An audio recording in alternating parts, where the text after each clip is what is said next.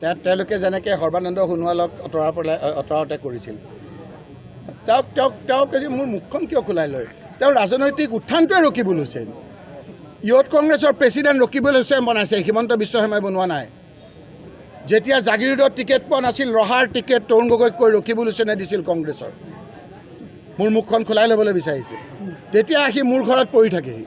এতিয়া ক্ষমতাৰ ৰাগীত মত্ত হৈ এনেধৰণৰে এতিয়া পইচাৰ জোৰত কৈ আছে মই তেওঁলোকৰ মুখেৰে দেখাম ৰকিবুল হুছেইনক কিমান প্ৰশংসা কৰিছিল এইটো কোনজনে মুখ বেকাকৈ কৈছে সেইজন নেকি যোৰহাটত হাৰিলে কংগ্ৰেছ জিকিলে আনফালে তেওঁৰ ৰাজনৈতিক বন্ধু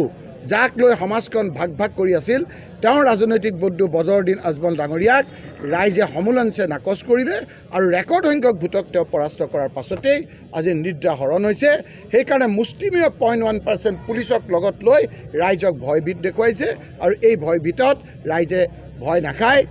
আমাৰ কংগ্ৰেছ কৰ্মীসকলেতো আৰু ভয় নাখায় কাৰণ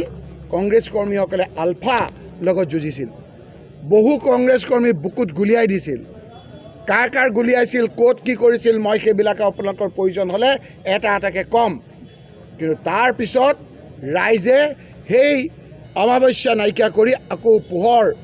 বিলাই আমাৰ সমাজখন একগোট কৰি তৰুণ গগৈ ডাঙৰীয়াৰ নেতৃত্বত সকলো শ্ৰেণীৰ ৰাইজে উন্নতি বিচাৰিছিল আকৌ আপোনালোকে সেই হিমন্ত বিশ্বই সেইটো অন্ধকাৰ যুগলৈ লৈ যাব বিচাৰিছে মানুহৰ হাহাকাৰ লাগিছে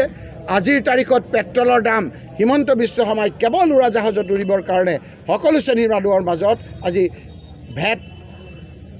বিভিন্ন ধৰণেৰে তেওঁ টেক্স লগাই দি পেট্ৰলৰ দাম বঢ়াই দিছে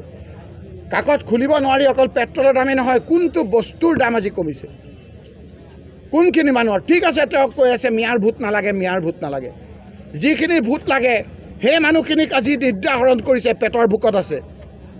সেই অঞ্চলৰ টি গাৰ্ডেনৰ